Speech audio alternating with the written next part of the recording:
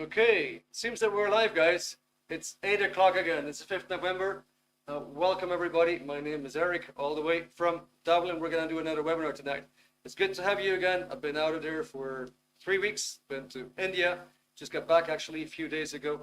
So tonight is going to be all about fear and social anxiety. Now, obviously, we want to know, why do we have these feelings, right? Why do we have these feelings of fear?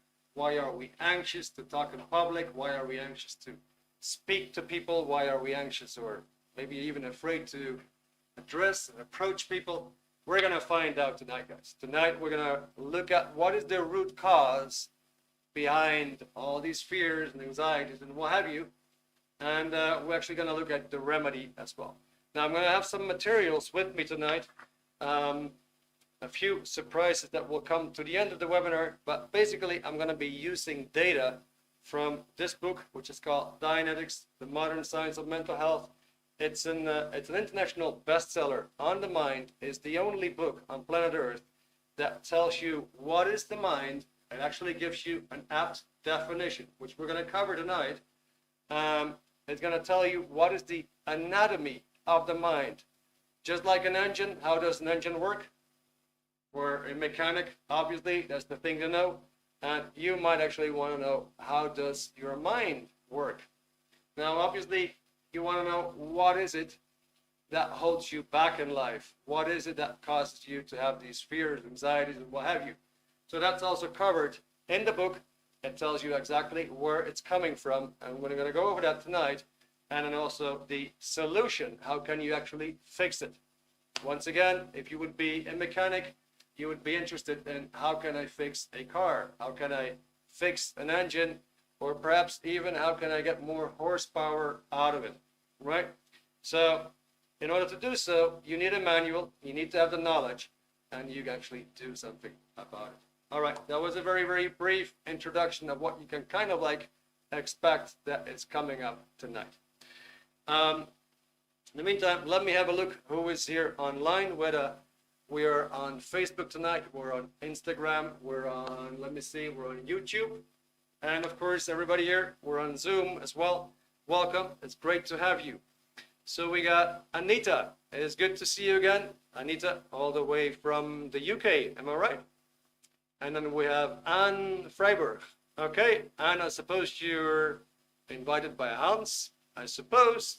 Fill me in, let me know. Anyway, it's good to see you. It sounds like a Dutch name. I'm Dutch myself. Then we have Harika Sayana. Harika, fill us in. Are you by any chance from India, perhaps? Then Hans, welcome. Great to see you tonight. We have Jade Adewunmi. I suppose, Jade, you might be from Nigeria, around that area. Maybe you want to fill us in where you're from. Let's see, Jag, it's good to see you. Jade, just mentioned that. Maria, Saad, Samara, and Shashank. All right, guys. So, like I said, my name is Eric. I'm from Holland. I came to Ireland about 2.5 years ago. I've been residing here and working here in Dublin, a little bit south of Dublin, in Blessington, about 20 kilometers down south of Dublin, County Wicklow. Beautiful, beautiful area. I highly recommend, if you ever come to Ireland, come and see the country, come and see various counties. Wicklow is fantastic. And I've been abroad for more than 20 years. I discovered that subject a while ago. And I was struggling with this subject, stress and anxiety, or social anxiety as well. The main fear that I was dealing with was the fear of having to make phone calls. That was something I couldn't do. Now you can see I got my hair pretty much shaven. There's not much on it. But imagine back in the days where I had maybe some opulent hairstyle. As you can imagine, I sometimes had to get a haircut and, make an appointment with a hairdresser. And it was something I couldn't do. I simply could not pick up the phone and actually make that appointment. And every time, if I would actually have to make a call, I get all these butterfly feelings here, get shaky all over, get very, very nervous. And somehow I could not change my mind. I could not make these calls. Now, imagine that you have an aspiration to do an office job where you want to be in sales, or you would just want to be in that kind of job where you can associate with other people, but you cannot touch the phone. That is pretty dramatic, because that is something seriously holding you back there. You just see barriers and barriers on the road, right? And it would go to the extent that I started to really dislike my jobs, because it would involve making phone calls. And at some point, I left the country, went to the Caribbean, and I found out over there in the Caribbean, Latin America, you could just walk in any shop, any office, any factory, and you could right away talk to the responsible person. So I was finally free. Finally, I was in that condition where I didn't have to make any phone calls. So you can see it was kind of like a phobia dominating, ruling my life. And so after having been there a couple of years, I got divorced. My ex-wife told me, okay, I'm going to go back to Holland.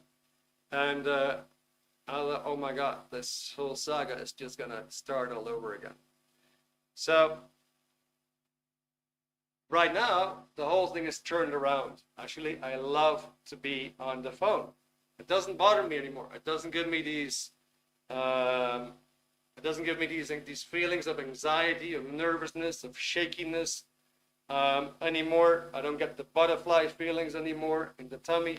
I actually find it kind of pleasant to talk to people. So how is it possible that you go from an absolute impossibility to do something to a liking of doing something, right? How do you go from this severe social anxiety and turn it all the way around to actually liking something that you could never do before? I'm just starting with this as an example so you have an idea. It is totally possible, guys. Now, first question, we're already 8 minutes on the go. First question I really have for you guys is, maybe you want to quickly share with one another and with us where you're from and why specifically did you come to this webinar tonight. The chat is wide open. Throw something in the chat, just a few words. Maybe just want to mention where you're from, which country you're from, what city you're from.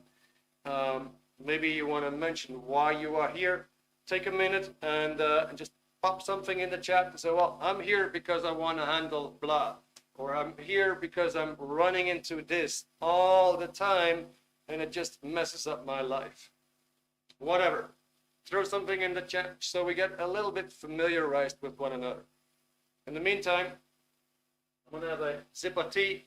I got this nice formula here. It's got ginger tea, then fennel, cloves, cayenne pepper, and honey, which is quite a natural pep, I would say. Something like a Red Bull in a natural way. Very nice. Actually, I'm bringing this up because a few times I had a question from somebody, Eric, what are you drinking? So I actually had to share the formula. Dita, what do you need? Okay, guys, so let me see in the meantime if we got something there in the chat. Shashank. Okay, from Liverpool, here because I'm struggling to socialize in a city where I don't know anyone. Okay, just stay myself, would like to make friends and be able to initiate conversations. Great, okay, thank you, Shashank. Hans, okay, from Holland, The Hague, want to reach my full potential. That's amazing. All right. Anita Hemmings would like to learn about social anxiety and if I'm affected by it. Okay, Anita, awesome. Good, so what we're dealing with tonight, we're actually going to go make a deep dive into the subject because we are dealing with the mind. Obviously, if you have fear, if you feel anger, if you feel any kind of upset, any kind of emotion, where does it come from? Well, the source is your mind. So what we're going to cover tonight is the mind. Let me see, we have I'm afraid of what's happening in my body. If I don't feel good, then basically I'm not doing anything anymore. Not shopping, not driving a car, so nothing socially. All right, thank you, Anne. Samara from St. Helena Island. That sounds very nice. Now living in Northern Ireland, struggle with general conversation with other people, can feel strong emotions, always thinking over what I've talked about. Okay, Samara, thank you. Good, let's go. Dita is here, my colleague. Dita is also here to help you out in the chat. I recommend you have a chat with her. She's super friendly. She's really nice. And so Dita's going to pop up the first quote of tonight on the screen, which is the mind quote, the very first quote. The mind is the accumulator recordings. Good, here we go. All right, so we're going to start off with a definition. The mind is the accumulated recordings of thoughts, conclusions, decisions, observations, and perceptions of a being throughout his entire existence. All right, let's keep that quote there just for a minute, and let's hang on to that quote, and let's see how we can actually make this practical. Now, let's just do this. Let's have a look what you had for breakfast this morning. And if it would have been a typical Dutch breakfast, it would probably be a sandwich with a ham or or cheese or something like that. Maybe a cup of tea, a cup of coffee. If you're from the UK, you may have enjoyed a nice UK breakfast. I don't know what it's called, continental breakfast, or what kind of name do you have for that? Anyway, it's great. You have beans, you have eggs, you get sausages, you have hash browns, potatoes. Gosh, I don't know, but it's great. I love it. Maybe some other people had just yogurt and cereals, or maybe just had some fruits. But let's have a look what you had for breakfast this morning. Now let's have a look where you ate, where you consumed that breakfast. Was it in your kitchen perhaps, or did you have your breakfast in your bedroom, or perhaps in a living room? In what environment did you have that breakfast? And let's have a look at the time. What time did you have that breakfast? And so you actually see that you have a recording of that. You can actually record and go back and well, yeah, I know. I was in the kitchen this morning, and I went to the counter, and I made my breakfast over there, and I had the slice of bread, and I put some butter on it and marmalade. You have a full recording of it. Now, there's obviously, as you can see in the quote, there's thoughts, conclusions, decisions, observations. It's all part of the package. So you could have, let's say you fried some eggs, and then you thought, oh my gosh, this is too salty, right? Or it's lacking salt. And then you come to some kind of conclusion or decision. Or you might say, well, I'm never going to fry it like this again. Well, there you have a decision right there. You may have observations and perceptions, right? Your perception would be the temperature, would be light, would be sound, anything you kind of like perceive with your body and with your senses. So the mind is the accumulated recordings of thoughts, conclusions, decisions, observations, and perceptions of a being throughout his entire existence. All right, let's go to the next picture here. Dita, if you want to help me, we're gonna do that picture where the guy is actually walking in the street and making a recording of all these things that are happening. Maybe you can actually move my picture a little bit out of the screen, if that's possible. So let's start here in the upper left corner, yeah, where you see this guy making pictures, and he's apparently, seems like he's walking along in the street, and he observes a tree, and he's making a picture there of him in that same picture observing a tree. And he walks on, and now he sees a tree in the house. And he's making the next recording of himself in that same space with a tree and a house. And we go to, he walks on, we get to image C, where he is now seeing a house and a car. And he is part of the space again, so he makes a picture of himself with the house and the car. And he moves on, the house is behind him, and now he has the car in front of him. So he actually makes a picture of the house, he makes a picture of himself and the car. And like this, you start to actually accumulate pictures, and you start to build something like a time track of pictures. All right, now, I'm gonna ask you to do something here. So we just had a look, for example, at breakfast, yeah?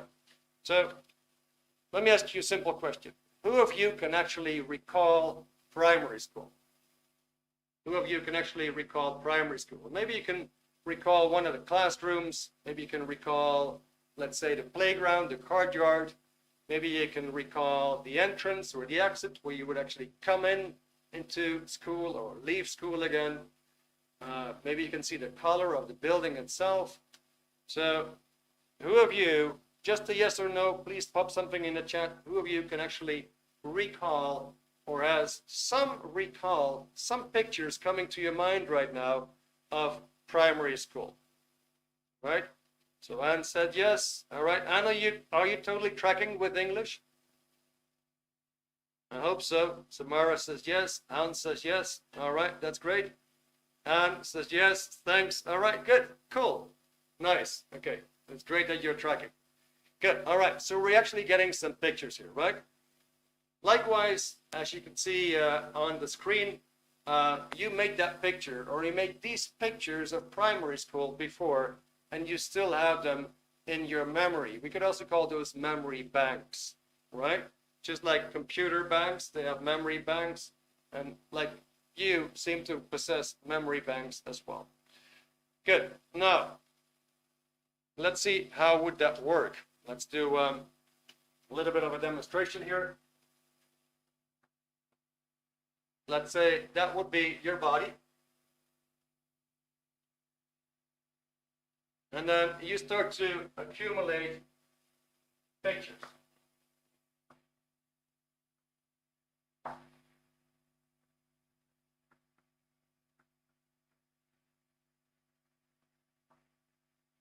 These go way back in time. So we're talking about an accumulation of recordings throughout a being's entire existence.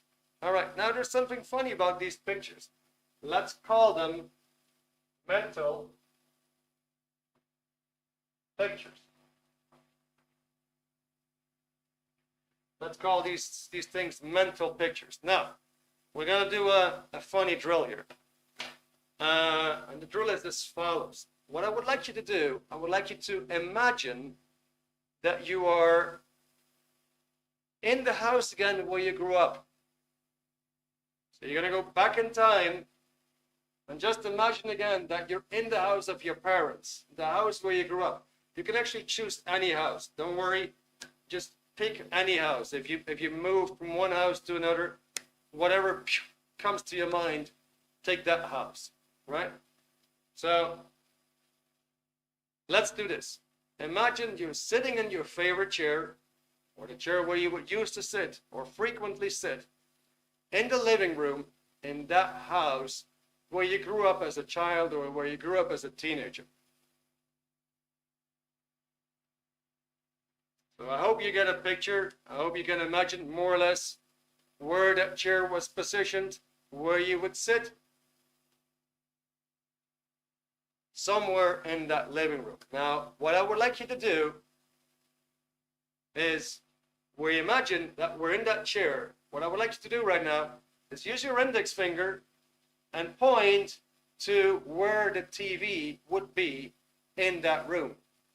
So from where you're sitting, where was the TV? If I go back to my childhood, I would say, well, I was sitting here and the TV was more or less over there on my left-hand side, about 3 meters, let's say about 12 feet away from me, right? And I got a picture now that the TV was sitting on a dresser. I got 3 drawers, right? And it's got these brass things that you could actually open them with, right? So if you have that, now the next item I want you to point to is a table. Just pick any table in the room, and from where you're sitting, just point to a table. And I would say, well, I had a table here right in front of me, about a meter away, about 3 feet away from me. All right? And I can more or less see the shape again of that table, and I can get a glimpse of its color, its surface. It was polished, it was very smooth. The legs of the table were kind of curvy, right? I had a little tablecloth on top of it, which seemed to be kind of like a Persian kind of thing, like a rug almost. All right, now let's say we choose another object in the room. Let's say we find the window. Just go ahead and find the window.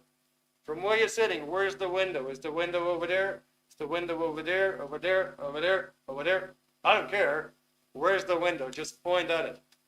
See if you can actually get the size of the window. How big is it? And did it have curtains in front of it? Did it have blinds in front of it? See if you can actually get a picture. All right, guys. Now, quick question. Are you tracking? Do you actually get some pictures? Now, some of you might actually get very, very bright pictures. They see the real thing. Some of you actually might get a bit of a dim picture, but still sort of an impression of what was there. And some of you might actually get no pictures at all, but you would still know. You would still know, well, the TV was over there, the table was over there, I had a window over there or over there. Might not get a picture, but you have a knowingness. So did everybody here get to see or to know or to recall any of this? So please put something in the chat if you had voila. Saad said clearly yes, that's great. It seems that your mind is in a great shape. Alan said yes, all right. Anybody else, guys? Did you get some pictures here? Did you see, for example, a bit of the room? Yeah, saw the front room. Okay, thank you, Samara. That's great. And yeah, seen everything. All right, and that's fantastic. Good. Erika said yes. Anita said yes. Okay, guys. Well, that looks good. Okay, so that is your mind. That is your mind. So we covered 2 parts here. We covered your body. We covered your mind. Your mind makes all these pictures. Now, what do we observe right away? Your mind is not something tangible. You cannot touch it. You can't touch it. It doesn't have any mass. It doesn't have any wavelength. It doesn't have any weight. It doesn't weigh anything. Right? It is not tangible. Like the jacket, like a whiteboard, you can knock on it, you can weigh it, you can put it on a weighing scale. It is tangible. So it exists in the physical universe. Your mind clearly does not exist in the physical universe. It operates under different conditions, under different laws.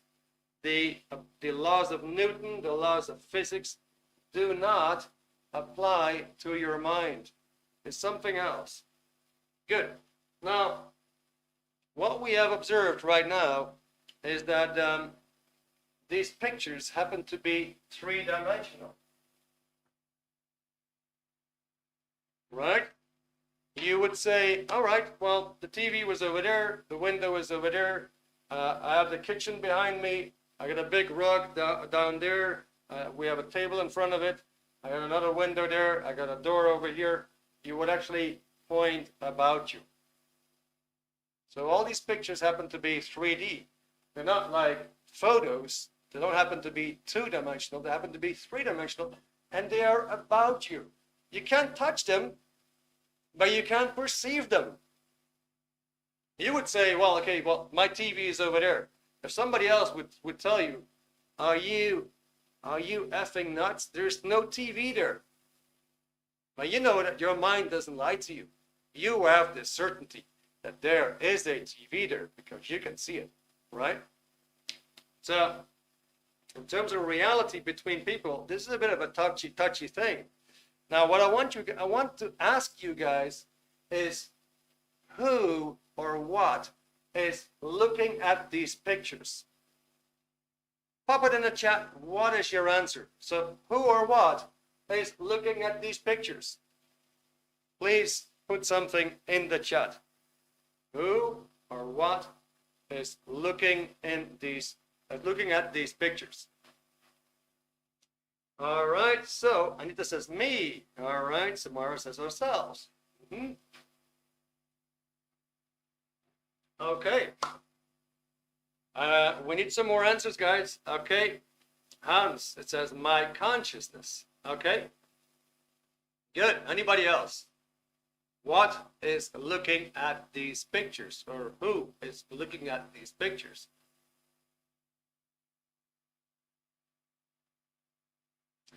All right, so Anne says subconsciousness. Good. Jack says my mind. All right, so, okay, here we go. Now, here's a fun fact. You were saying the window is over there, the door is over there, I have a kitchen behind me, I got a table over here, I got a big standing lamp over there. I'm just, giving you some example. In other words, you're looking at things which are about you, around you. You never said, well, the TV is just behind here, just behind this bone, and the kitchen is in the back of my head, and let me see, the window is just next to my temple. You never pointed inside of your brain, did you? Something is going on here. So for a long time, we've been made to believe that the mind is actually in the brain. And we have been made to believe that the brain does all the thinking. Well, that is a nice theory. It was actually an assumption that came up somewhere in the 1800s by somebody in Austria, which at the time was the playground for Freud and Wundt and Jung and Adler and a bunch of these guys, and they had their own ideas about the mind. However, they could not scientifically prove anything. They just had their suppositions, they had their assumptions, they had their ideas from the idea that man was more or less an animal. Man was an animal, and therefore the mind was in the brain. Now, clearly, these pictures are not in your brain. All right, there's something else going on. So, who is looking at these pictures? Well, why don't we just say it's you? Would you be satisfied with that answer? That it's simply you looking at these pictures? Would that satisfy you? You'd probably say, well, I have a very bright memory, or I have no memory of that incident. You would say, I have.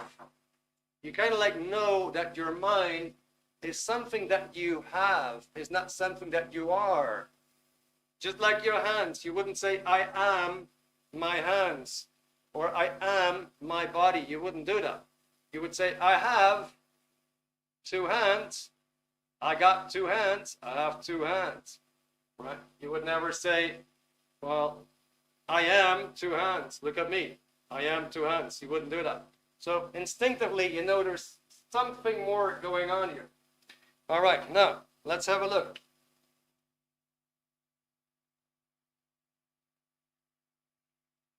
Now, we could say that man is actually divisible in 3 parts. You, your body, and your mind. Divisible in 3 parts. Some people, they make a tremendous study about the body. Okay, well, that's great. However, it only lasts 75 years on average. Now, it's not great. After 75 years, you can dump it and it's gone. Well, how would it be if you would actually know more about you? How would it be if you could actually find out how much better you can get? How much more of your potential you can reach? Or how good can you become? Right? Maybe you ever heard of, okay, we're only using 10% of our potential. Well, let's imagine that it's now known where the other 90% is. Wouldn't that be cool to know? All right, so maybe you want to know more about you, right? What are your true abilities? How much better can you get? And maybe you want to know, well, what's blocking me? What's giving me these fears? What's giving me this anxiety? Where's that coming from? Why do I have these anxieties and fears if I don't even want them? Where's that coming from? And we're going to go into the subject of the mind. So, let me see the time. Good. So, what are you? What are you? Let's first define what you are. Well, let's say you're an awareness.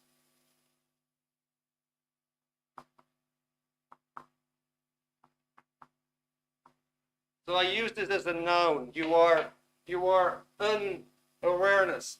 Because right now you're aware of sound waves coming your way. You're aware of the temperature in your room. You're aware of the position of your body, right? You might be standing, you might be seated, you might be walking around. You are aware. You're perceiving all these things around you. So you can also say, well, you're an intelligence.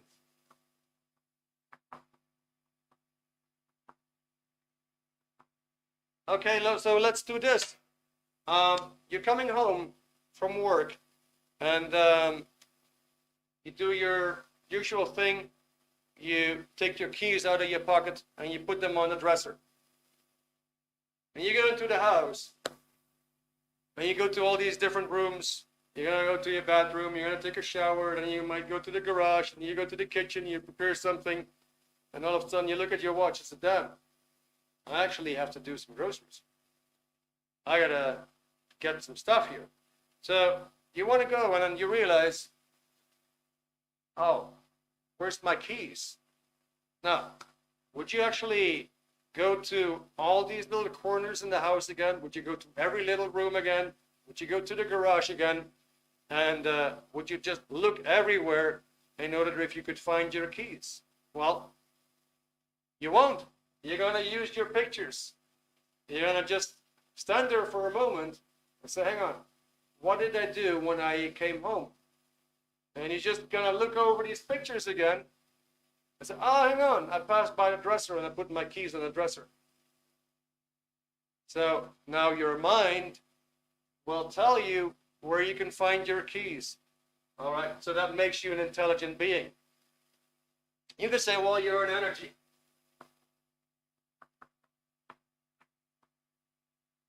I want to point out something, use that arm, and reach out and point out to something. So I'm making all these gestures. I'm actually endowing that body with energy. Good. Now, finally, we could also say you're a spiritual being.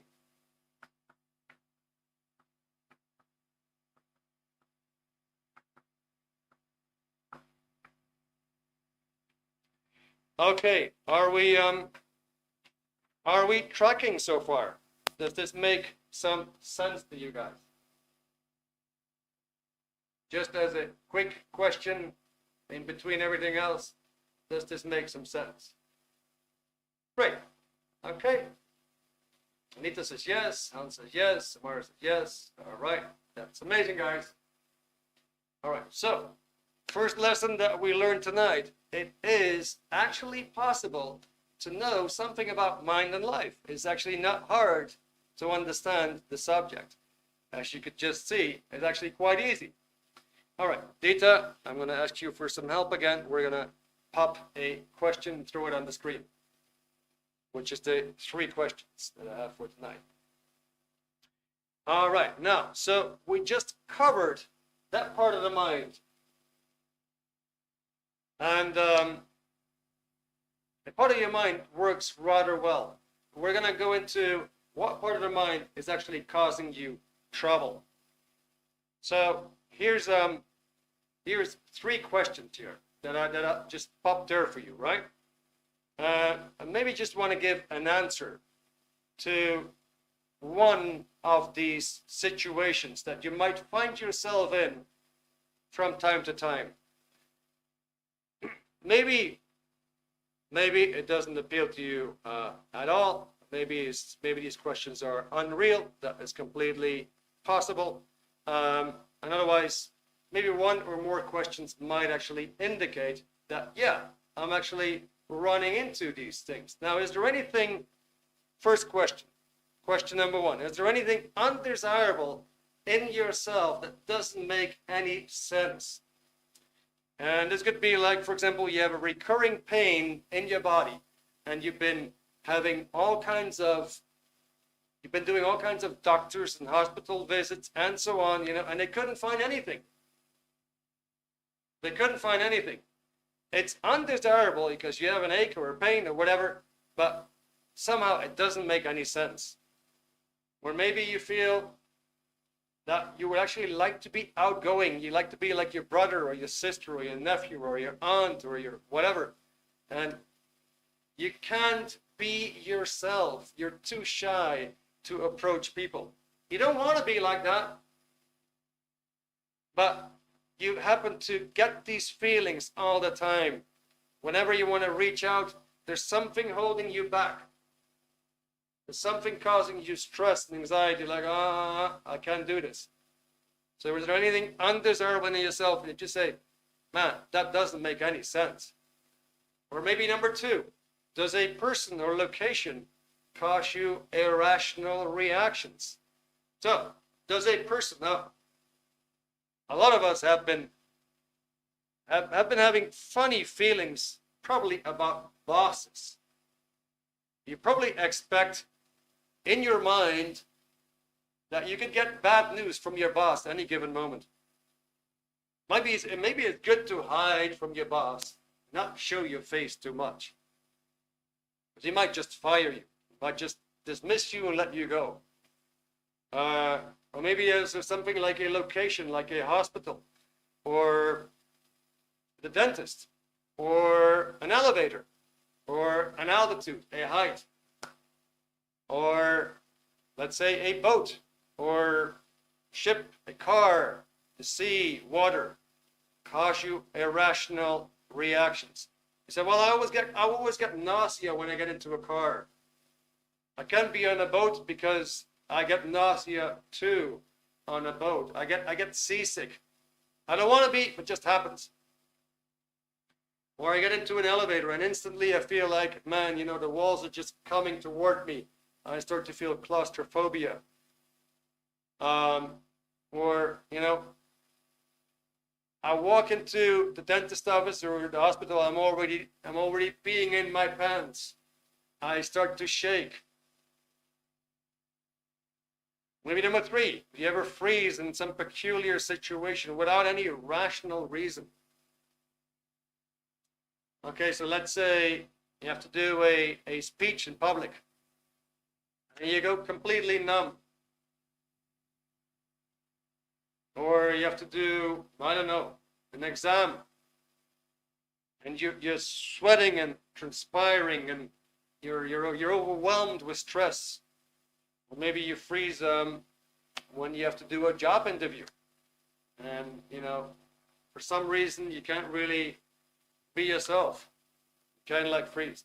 All right, good. So any of this question, guys, is that actually happening to you? I need to find an embarrassing lost words when I receive compliments from people. Okay. Or when somebody tells me good things about my work. Well, it's actually very nice to receive, and I can imagine it's a bit awkward if you can't really remain to be yourself and just take the compliments, right? That'd be great. Okay, I got it. All right, anybody else? Anybody else saying like, okay, yeah, it's actually happening to me? You can just say a yes or a no. Is a very real question, or is totally unreal, Eric, what you're putting there? I'm just curious if any of these things actually do make sense. And if you want to, you can actually put in the chat. Don't wait, just put something in there right away. If you want to, you can actually express what happens to you in that situation. And if you're a bit of a slow typer, just say yeah, just yes, it's fine. The answer yes is good. So I know that you're tracking. Okay, Samara says, I don't feel like I know who I am, which makes it difficult to feel comfortable around people. Okay, totally tracking, Samara. Thank you for your answer. Harika, I feel like I mentally panic in crowded area. Okay, good. Thank you, Harika. Saad, can't stop blushing when focus is on me during social gathering. Totally tracking, my friend. Yeah, been there.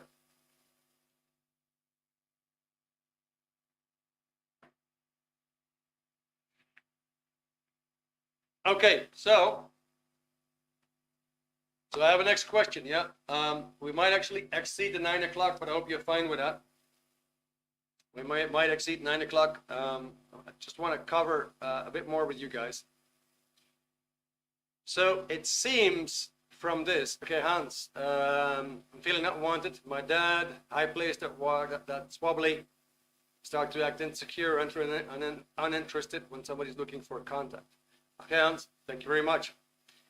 Somewhere I have intense fear when I meet into my ex. Okay, yeah, something undesirable, right? Some irrational reaction. Okay, I just want you to think of one thing. Can you think of something that is not under your control and seems to be stronger than you?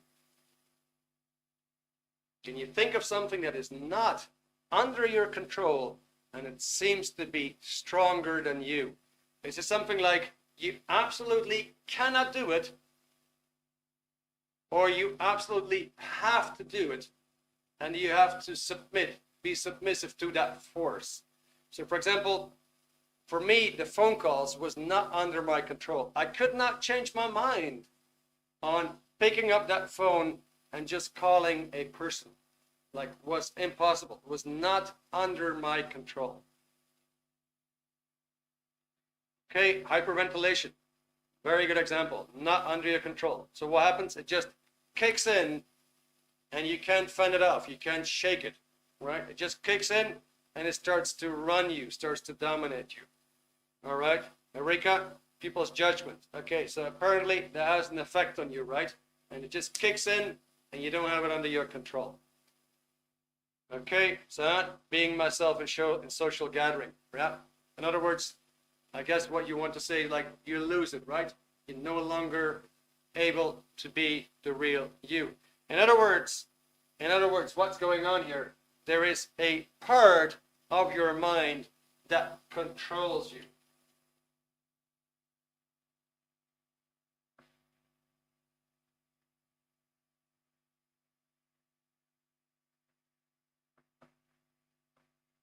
So let's call that a negative control.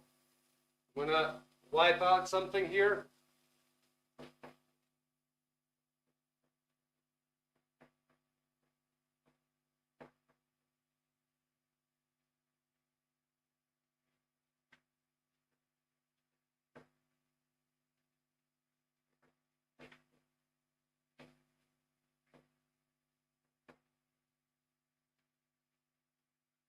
Okay, so let's go into a practical example.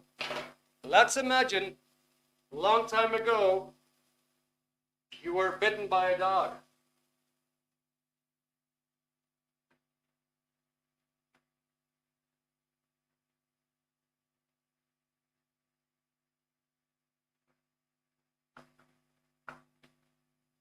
So somewhere here in your mind, Dita, you can actually take the questions away.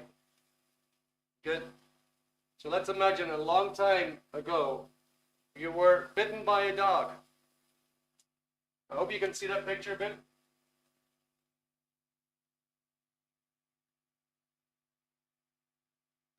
There's a dog in the picture. That's you. And that is a recording of being bitten by a dog. Now let's say you were bleeding, you were panicking, you might have fainted, you lost your consciousness, but then a little bit you regained your consciousness, faded consciousness again, woke up in the hospital. They were putting all kinds of needles in your body. They were stitching. You got a tetanus shot. Nasty, nasty experience. Somewhere there, kind of hidden in your mind. Now, let's imagine that was 20 years back. Maybe longer, doesn't matter. Now, you're walking the road, and all of a sudden,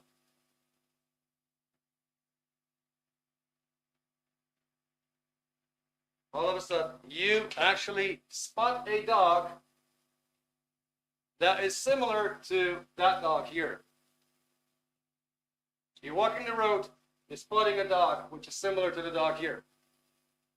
What is your mind going to do? Let me see if I can go.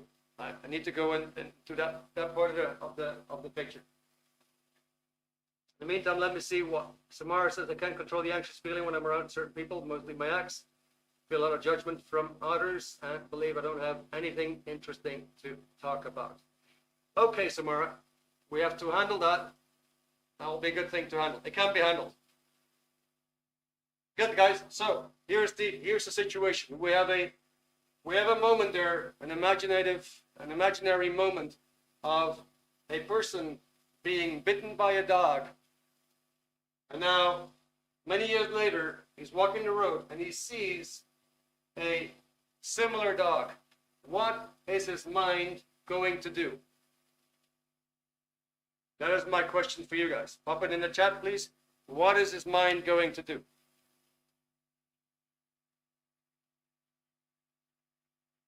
Rika, panic.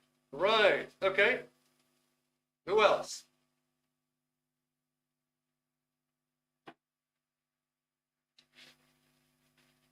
Okay, Samara, panic. All right. Good, guys. Anything else? Anything else you want to share with us? What is the mind of that person going to do? It is going to freeze, all right? Hans, relive the moment. That's a nice one. Okay. Any other opinion here? Any other idea? What is going to happen? Run away, Samara. Okay. Well, these answers are great, guys. These answers are all great. Well, so what we have here a long time ago is a certain incident. And the mind can actually make mistakes. It can conclude that this moment here in present time is the same as that moment here in the past. So in other words, your mind can actually make very, very, very silly mistakes by judging that this is the same as this. In other words, it's confusing time. It says 20 years ago is the same as right now. And I would say this circumstance 20 years ago is the same as the circumstance right now. And this perception, the color of the dog or the smell of the dog or the sound of the dog, is the same as the perception right now. And what does it do? It runs on full automatic. It just says, that is what happens. So what does it do? It kind of like it throws that picture over here.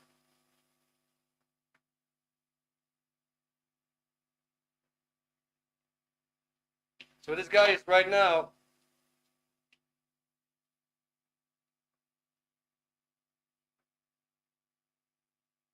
he is looking through the past experience at the dog.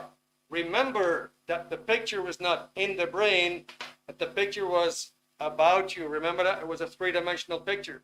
So it's just being projected somewhere in space, in between what he sees really over there and what he sees over here. However, the problem here is he doesn't really see this, he sees that. Does it make any sense?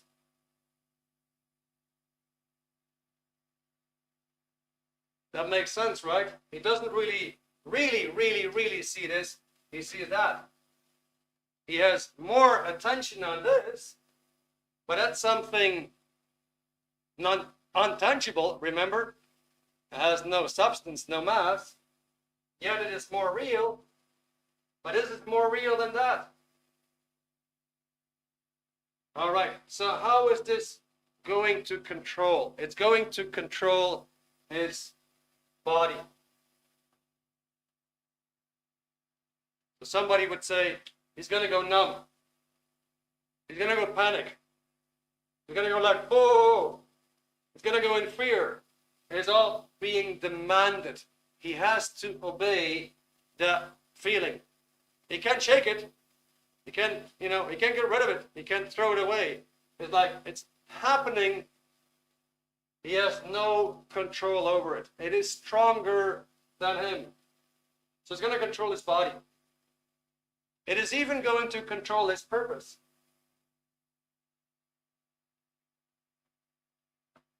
So the purpose is something that you want to do, right? So his purpose was to go in a straight line across the road.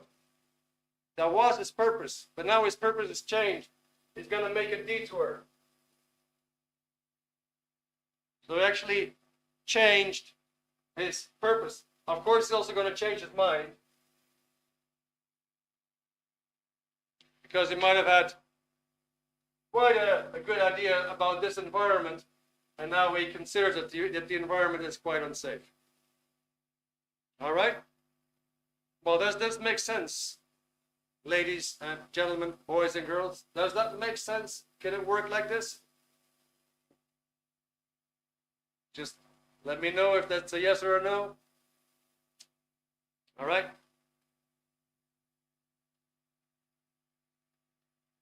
Isn't it damn simple how the mind works? Isn't that great, guys? Don't you love it? I mean, you don't find this in any Scientology psychology textbook. You will not find any psychology textbook that will give it to you that clear.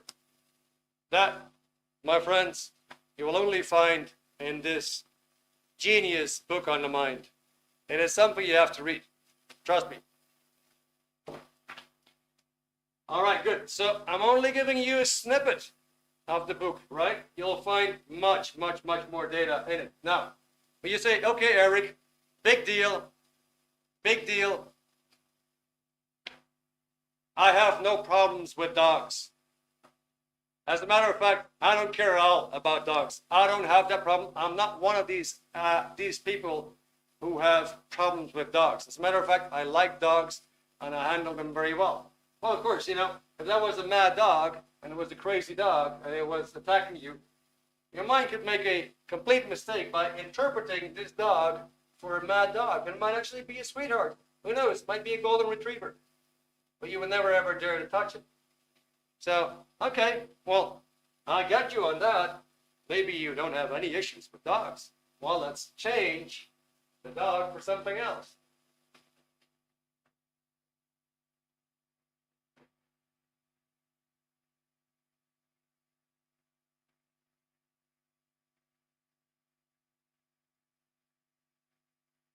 Let's now say that we had an issue with another person.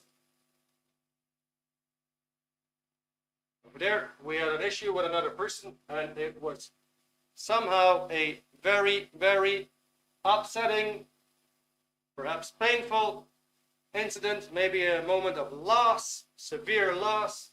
And you could never overcome that kind of loss. The kind of loss that wants you to commit suicide is the loss of a partner, the loss of a family member, the loss of a child, I don't care. It is such a loss that you don't want to live anymore, or it's your worst enemy, or it's the guy that fires you, or it's the guy that broke up with you, or whatever.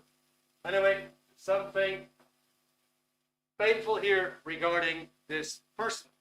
Long time ago, very long time ago, and this guy is now walking the street. And what happens? There's somebody there. Have you ever had that feeling that you came across a person and you instantly thought, I don't like him. There's something about him. I don't like him. No, it's not a good man. I don't like him. Or I don't like her. No good. Ever had that feeling? Like completely automatic, right? No observation, no discussion, no conversation. Your mind just says, no go. Doesn't work with that person. So what if we have the same situation here now? Some kind of a past bad influence, and now here there's a person that kind of like reminds you unwittingly, you know, you're completely unaware of it, but there's some kind of reminder there, and it just kicks in, and the whole thing runs back on full automatic. Here, ladies and gentlemen, here you have your fear, your social anxiety. Now, okay, so what is your worst enemy here? Your worst enemy here is number one, you're not aware of this one. Number two, it runs on full automatic against you. Number three, it's going to go on forever. That means you're going to have this fear and social anxiety forever, for the rest of your life, unless you do something about it. So, and it's not that dire. Before we get there, are we clear again? Are you guys tracking?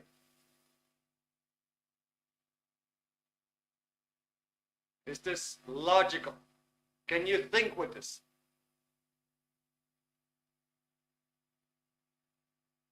Good. All right. So, just consider the condition that you're in. Imagine, like, I'm just gonna rewind that thing again that I started with in the night. I couldn't make any phone calls. That meant my life was pretty darn small. I had to get on my bike in order to drive to pedal to the hairdresser to make an appointment. I had to leave the country in order to be able to talk to people because I couldn't talk to people on the phone. I mean, you have no life. That is not cool. It's not what you want for yourself. What you want for yourself is to be free. Now, I give this example to Hans a few days ago. Like, just imagine how crazy it is that you cannot change your mind. You can put your car in gear, and you can put your car and bring it from point A to point B. But then you're talking in front of another person, and you cannot change your mind that you can comfortably be yourself, or that you can comfortably say something, or that you can comfortably just be you in a group. That something is always controlling you, and you cannot change that in your mind. It's pretty wild, isn't it? If you think about a shy person, and he was complaining that he's shy. He said, well, I don't want to be shy. I want to be outgoing. Well, you could say, well, why don't you change your mind? Why aren't you simply outgoing? Well, he says, I can't. Well, why can't you? Well, you can't. How about a person who has no confidence? He's got a terrible lack of confidence. He doesn't do this, doesn't do that. And he's afraid of everything. And you say, well, just be confident. He said, well, I can't. It's impossible for me. I cannot be confident. I feel inconfident. I'm not like that. Well, I have a question for you. Have you ever heard of Albert Einstein saying that we only use 10% of our potential? Have you ever heard that? That we only use 10% of our potential. Have you ever heard that?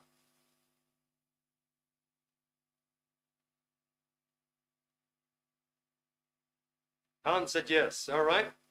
Anybody else tracking with that statement? Or maybe if you haven't heard that statement, does it sound real? Does it sound real that we only use 10% of our potential? Does it make sense to you, in other words? Does it make sense that maybe you're only using 10% or even less of your potential?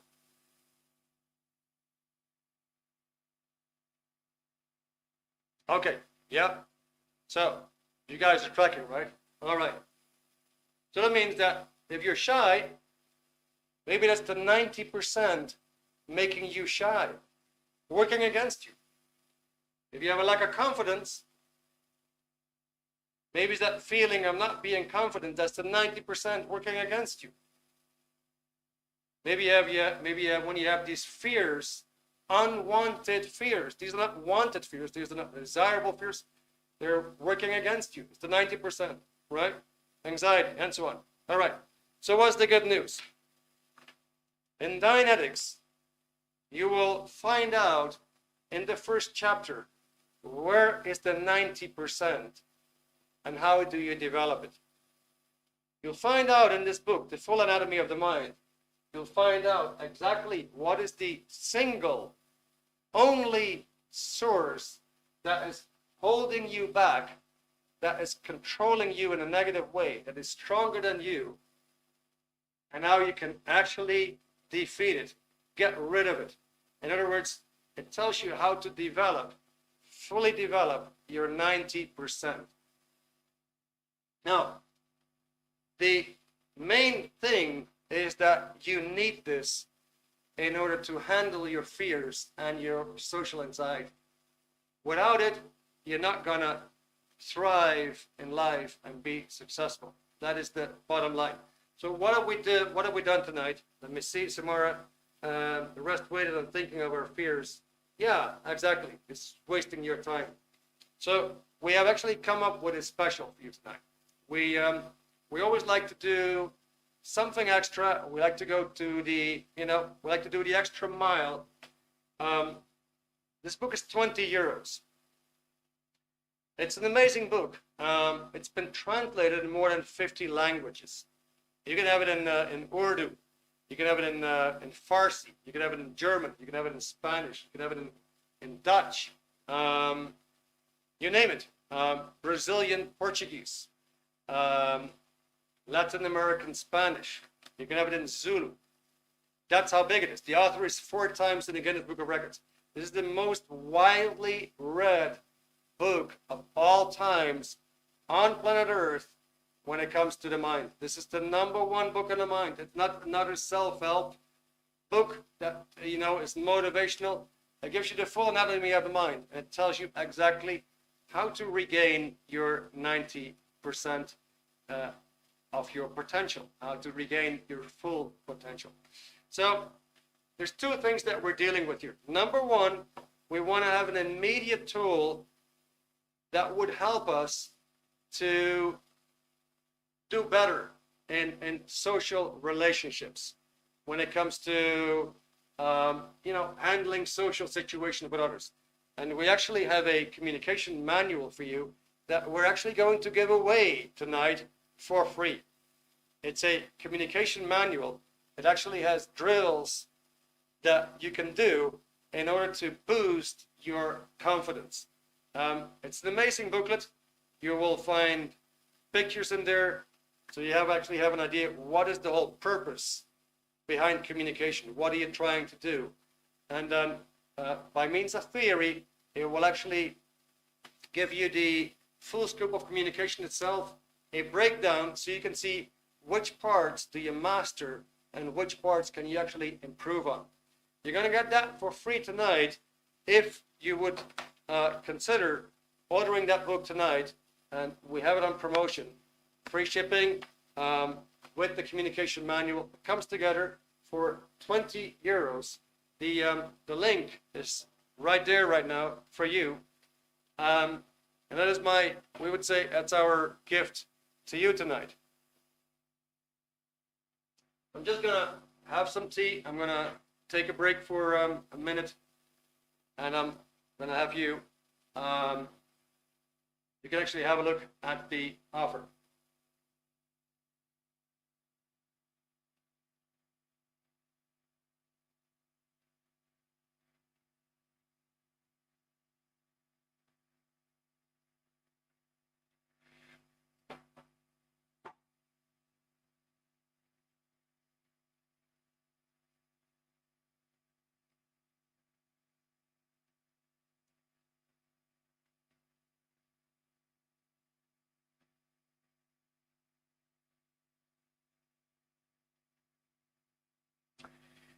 All right, guys. So we're pretty much at the end of the webinar.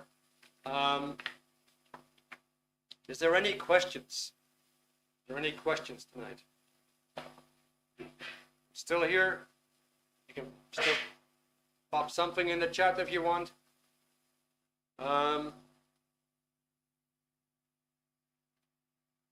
Maybe you have an idea like, okay, well, I would like to have a personal chat with you. I would like to ask you some personal questions, if I may. Maybe you want to convey something, say, hey, you know what, actually, I'm running into this, I'm running into that. Would you be able to give me any tips? If so, if you want to have a personal chat, just put yes in the chat. I'll be happy to contact you. I do a lot of personality testing with people, and people do, for example, they can do a personality test online.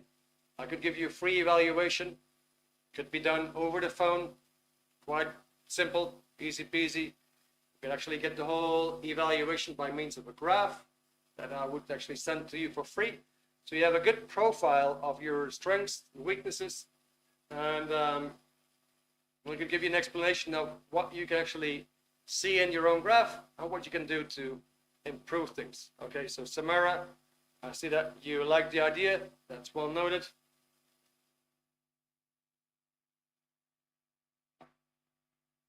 So when it comes to the book, yeah, like I said, international bestseller, can get it in any, in any language. Some people would say like it's an awfully big book. Well, what's the beauty? You actually have a glossary in the back. So all the hard to find words are already there for you. It makes it very, very easy. What do you find in the book? Well, let me read that. Let me read this for you. Let me read something for you here. Dianetics, which means through the mind. Dianetics means through the mind, or what the mind does to you. Is the all-time self-help bestseller. If you've ever felt there was something holding you back in your life, ruining your plans, and stopping you from being who you want to be, you are right. The fact is, there is a single source, just one. There is a single source of all your problems, all your stress, your unhappiness and self-doubt. It's called the reactive mind. It's the hidden part of your mind that stores all the painful experiences and then uses them against you. Dianetics gets rid of the reactive mind. It's the only thing that does. With over 21 million copies in 15 languages and used in more than 150 nations, Dianetics brings dramatic and permanent improvement to people all over the world. I can tell you guys, successful people use this because it really works. Maybe you, maybe you've heard of John Travolta, big actor in the 70s, 80s, 90s. He says, Dianetics put me into the big time. I always had the ability to be somewhat successful, but Dianetics freed me up to the point where something really big could happen without interference. Cool? I would like to book, but do not have the money right now. Okay, well, that is an excellent statement, Samara. The reason that you do not have the money right now is that 90%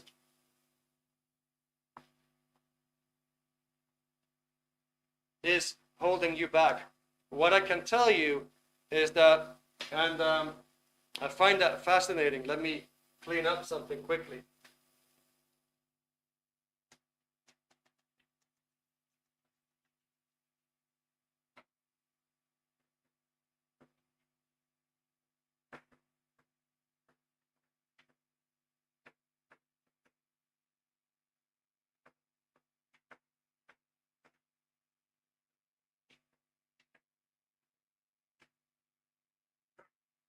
So I do a lot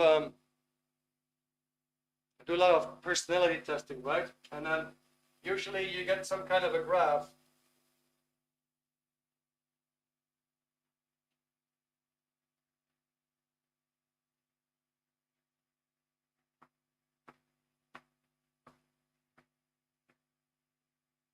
And this graph in the personality test, it shows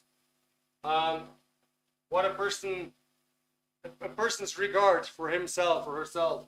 It shows the person's activities, and it shows the person's social skills, right? And what we see is that people when they just read the book, when they just read 100 pages, they get all kinds of epiphanies. They get all kinds of realizations. Imagine that right now you may actually ask yourself, why do I have this problem? Why is this constantly happening to me? You are actually keeping yourself very, very, very small, and you don't want that because you have a lot more potential. You have a tremendous amount of potential, but you're using very, very little. And then you might have a lot of question marks, like, why is that happening?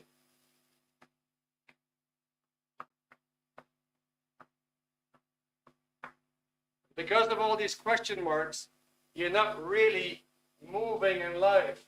It keeps you in a constant confusion.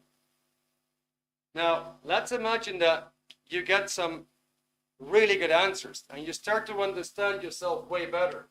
And these question marks, they start to disappear. Which is to say, it actually blows some of your confusions. And what will happen as a result is that you will start to move. You will start to move in directions, and you're going to take more action. I can tell you the 20 euro is probably earned back by you in a matter of days. Because it will change your outlook of life, your outlook on yourself, your emotion. It's going to do a lot for you. And what we see when people do the test again, that usually the whole thing has come up after having read a good portion of the book. I hope that answers your question. I understand maybe 20 euros is a lot, maybe you're a student. My recommendation, the planet is already not in a very good shape. It's really on you to be the best version of yourself, to handle whatever is coming in life, all right? Now, what you can also do, like we just mentioned, we'll just indicate, we can actually have a personal talk. Anybody who would like to have a personal talk with me, just put yes again in the chat. We're going to print the whole chat at the end, or at least the yes part. I'll be very happy to contact you. And the main thing is, of course, I don't want to drag on and on and on, but here's the thing, guys. We're all here because of fear and social anxiety. You don't have to do anything. You don't have to do anything to have that for the rest of your life. It's very simple. It's already there. It's already controlling your life. You don't have to do anything. Do nothing, and it'll probably get worse. Because nothing is going to stay the same, honestly. Right? You're running a broken car. Well, just keep running it. It's going to come to a full stop at some point. Right? So you don't have to do anything if you want this to continue. If you don't want to continue this, and let's imagine that this situation would just continue for the next 20 years, or for the next 10 years, or for the next whatever. You could see yourself, you're going to get old very fast. You're going to get tired very fast. You're going to lack all the energy very, very fast. And you're not going to make any advancements in life. So there's only one solution. And that only solution is to, first of all, get the knowledge of what is actually happening to you. Get the knowledge. Where is that coming from? And then, what is the beauty? That is not a book that you should believe in. It's actually a practical book. It's something that you do. So, first of all, it will get you all the knowledge that you need to know. Like, why is this constantly happening to me? Where does it come from? And the next part is actually the full attack. How do you get rid of it? It has a practical part that you can do. You can do something about it and get rid of it. Handle it. All right, guys.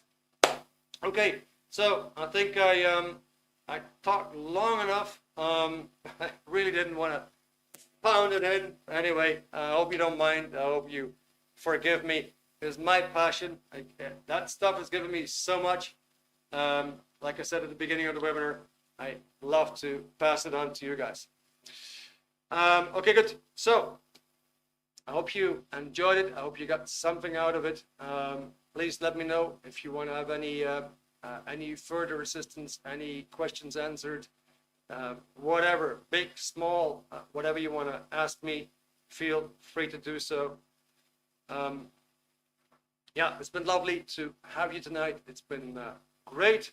As a matter of fact, you guys participated in the chats. It was absolutely fantastic. I can see that you also got what we discussed. So amazing. Guys, if that was all you had for me chat-wise, then once again, great that you came tonight. I look forward to see you next week. I have no idea what it's going to be about. I'm sure it's going to be an exciting topic again. We'll see how we're going to cover that. Thank you very much. You were wonderful, and see you hopefully next week or anytime soon. Bye for now.